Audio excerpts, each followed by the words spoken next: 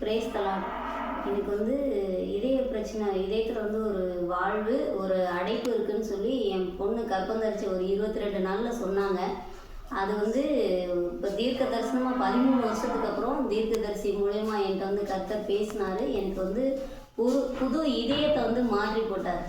எனக்கு அந்த செகண்ட்லேருந்து அந்த இதயத்தில் உள்ள ஒரு வலி எப்போவுமே இருந்துக்கிட்டே இருக்கும். நான் எந்த ட்ரீட்மெண்ட்டுமே எடுத்துக்கல. ஆனால் தேவன் வந்து எனக்கு அந்த இதயத்தை மாற்றி போட்டதுக்கப்புறம் இன்றைக்கி நான் நல்லா இருக்கேன், சுகமாக இருக்கேன். எத்தனை வருஷமாக இருந்துச்சு? 13 வருஷமாக இருக்குது. டாக்டர் என்ன சொன்னாங்க? இதுக்கு ட்ரீட்மெண்ட் எடுக்கணும், ஆப்ரேஷன் பண்ணணும்னு சொன்னாங்க.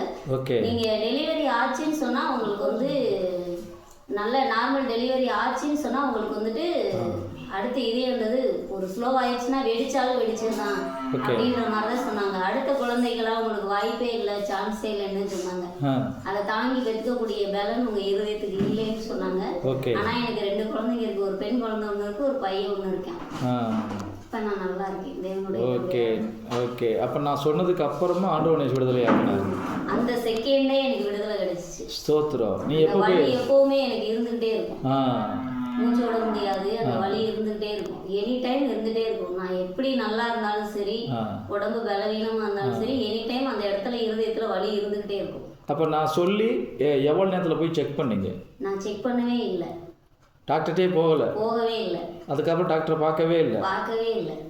இப்போ அந்த வலி ஒன்றை இல்லவே இல்லை.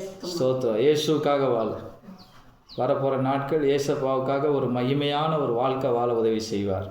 God bless you. உன்னையும் உன் சந்ததியையும் இந்த பட்டணத்தில், இந்த தேசத்தில் ஒரு பெரிய சாட்சியை அவனை நிறுத்துவார்.